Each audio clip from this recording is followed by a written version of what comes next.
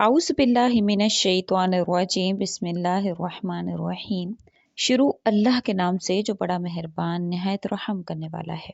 लाखों करोड़ों दरूदो सलाम हो कमरी वाले आका मोहम्मद मुस्तफ़ा सल्लल्लाहु अलैहि वसल्लम पर, जो खातमुन नबिय्यीन है, जो खातमुल मुरसलीन है, कि जिनके बाद ना कोई नबी है ना कोई रसूल है। लाखों करोड़ों दरूदो सलाम हो आले बैत पर। अस्सलाम वालेकुम। मेरा नाम है मोमिना मेहरबान और आप देख रहे हैं मेरा यूट्यूब चैनल पीरे कामिल। आज जो वीडियो लेकर मैं आपकी खिदमत में हाजिर हुई हूँ वो 11वीं शरीफ के 2 नवाफिल हैं। इंशाअल्लाह ताला गौस पाक के सदके से आपकी बड़ी से बड़ी हाजत पूरी होगी। हर दुख, गम, दर्द, हाजत शाम से पहले इंशाअल्लाह ताला अल्लाह करीम ख़त्म फरमाएंगे। आपकी हर मुराद को पूरा फरमाएंगे। बहुत ही आसान सा अमल है, नबवी अमल है।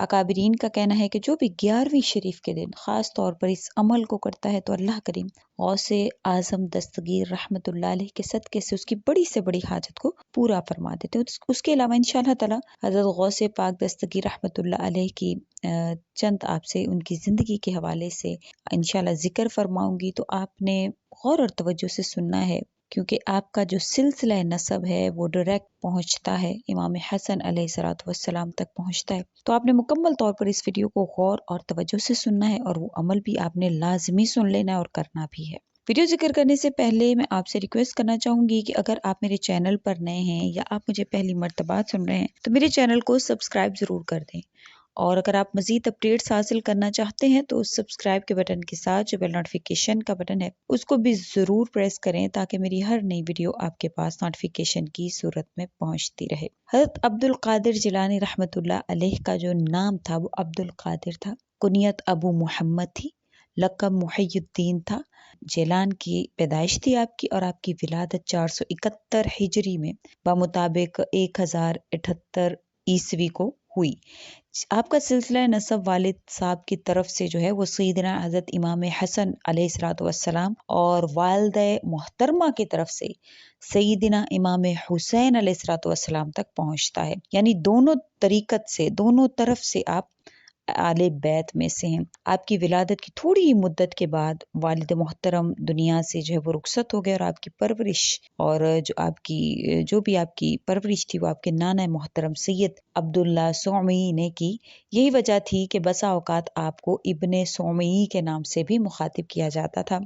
आपने कुरान करीम हिफ्ज़ किया, आपने अदब फ़िक़्ह वगैरह की मुकम्मल तालीमात आपने हासिल की और इस ज़माना की आप मशहूर इल्म फ़ज़ल के हिसाब से आप मशहूर जाने जाते थे, और आपका नाम जो है वो अबू गालिब बाक़िलानी, अहमद बिन मुज़फ़्फ़र बिन सोस, अबुल क़ासिम, इन लोगों की फ़हरिस्त में जो है वो आपका नाम भी शामिल किया जाता था। ज़माने तालिब इल्मी से ही हज़रत शेख मुजाहिदात और रियाज़ात में बहुत ज़्यादा मसरूफ़ रहते थे। आप खुद फरमाते हैं कि एक ज़माना मुझ पर वो भी गुजरा है कि मुझ पर फाकों की कसरत हुआ करती थी। एक मरतबा मेरा लंबा फाका हुआ, तकरीबन 20 रोज तक कुछ खाने की चीज दस्तयाब नहीं हुई और मैं भूख की शिद्दत को बर्दाश्त न कर सका, और इसमें मैं गिरी पड़ी चीजों की तलाश में निकल पड़ा। तलाश करते करते एक बाजार पर पहुंचा, जहां पहुंचकर देखा कि मुझसे पहले कई मोहताज बाजार में मौजूद हैं, तो मैं इनके लिए बाजार को छोड़कर वापस चला आया और मैं एक मस्जिद में आकर बैठ गया और मुझे ऐसे महसूस होने लगा कि मैं मौत से मुसाफिहा कर रहा हूँ। अचानक एक आदमी अपने हाथ में रोटी और भुना हुआ गोश्त लिए हुए मस्जिद में दाखिल हुआ और एक किनारे पर बैठकर खाने लगा। वो लुकमा मुंह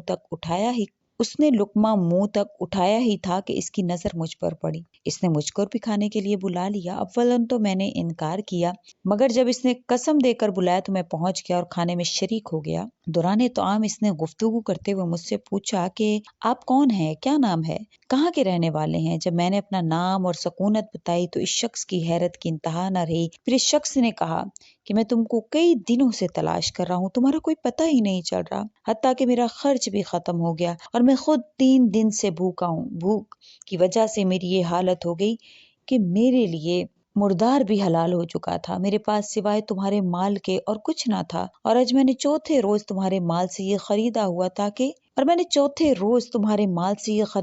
पेट में कुछ पड़ जाए। अब तक तो मैं समझ रहा था कि तुम मेरे मेहमान हो, लेकिन अब समझ में आया कि मैं तुम्हारा मेहमान हूँ। ये तुम्हारा माल है जो तुम्हारी वालदा ने तुमको पहुंचाने के लिए दिया है। आप रहमतुल्लाह अलैह ने इस शख्स के साथ हुस्न सलूक का बर्ताव करते हुए इसको भी कुछ माल दिया और इन्हें रुखसत किया। आपका ऐसा ऊंचा मर्तबा آپ کا ایسا جو ہے وہ آپ کا جو اخلاق تھا بہت ہی آپ کا مرتبہ بلند تھا، جو اہل بیت کی صفت ہوا کرتا ہے۔ آپ امراء سے بے نیاز رہتے تھے، بادشاہوں کے ہدیہ وغیرہ کو قبول نہیں کرتے تھے۔ ایک وقت خلیفہ وقت نے حاضر ہو کر اشرفیوں کا ذخیرہ پیش کیا، آپ رحمت اللہ علیہ نے حسب معمول انکار کیا۔ ادھر سے اصرار شدید ہوا، آپ نے اس ذخیرہ سے 2 اشرفیاں لے کر اس کو آپس میں رگڑنا شروع کیا تو اس سے خون بہنے لگا۔ پھر آپ رحمت اللہ علیہ نے خلیفہ سے مخاطب ہو کر فرمایا، اللہ سے شرم نہیں آتی کہ انسانوں کا خون بہاتے ہو اور ان کا مال کھاتے ہو اور اس مال کو جمع کر کے میرے پاس لاتے ہو۔ خلیفہ یہ منظر دیکھ کر بے ہوش ہو گیا۔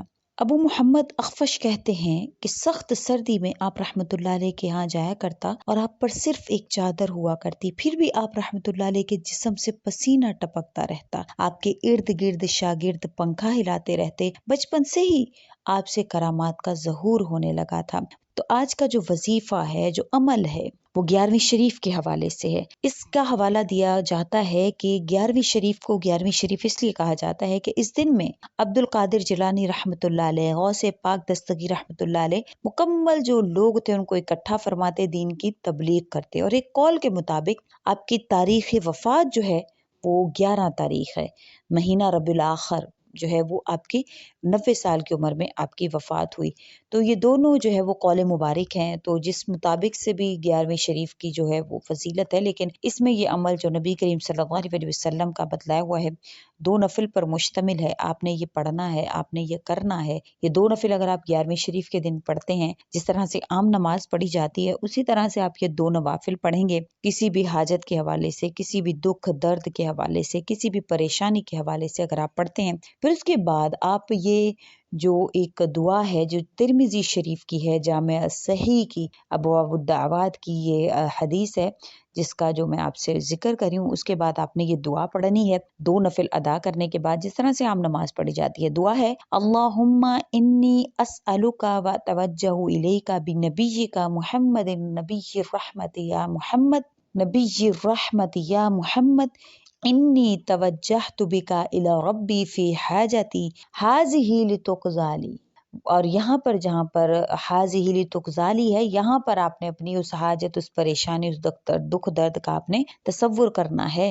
اللہم فشفع فی، یہاں پر آپ نے انشاءاللہ تعالیٰ اپنی حاجت کا ذکر کرنے کے بعد پھر آپ کی جو بھی حاجت ہے وہ آپ نے اپنی مانگ لینی ہے۔ اس کا ترجمہ ہے، اللہ میں تجھ سے سوال کرتا ہوں، تیری طرف سے تیرے نبی رحمت محمد صلی اللہ علیہ وسلم کے وسیلہ جلیلہ سے متوجہ ہوتا ہوں، آپ محمد صلی اللہ علیہ وسلم میں آپ کے توسل سے آپ کے رب کی طرف متوجہ ہوتا ہوں کہ میری فلاں حاجت جہاں پر ذکر کیا ہے وہاں حاجت کا ذکر کر کے آپ نے اپنی حاجت کو طلب کرنا ہے۔ انشاءاللہ تعالیٰ اللہ کریم آپ کی حاجت پوری فرمائیں گے۔ کہا جاتا ہے اللہ تعالیٰ میری حاجت اس حاجت کو پوری فرمائے، اللہ تو اپنے نبی کی شفاعت کو میرے حق میں قبول فرمائے۔ یہ ترمذی کی حدیث ہے، تو انشاءاللہ آپ نے اس طریقہ کے مطابق دعا مانگنی ہے۔ امید کرتی ہوں آپ کو میری ویڈیو اچھی لگی ہوگی۔ اگر اچھی لگی ہے تو لائک کریں، شیئر کریں اور میرے چینل کو سبسکرائب بھی ضرور کر دیں۔ اسی کے ساتھ اجازت چاہوں گی، وآخر الدعوانا ان الحمد للہ رب العالمین۔ اللہ حافظ۔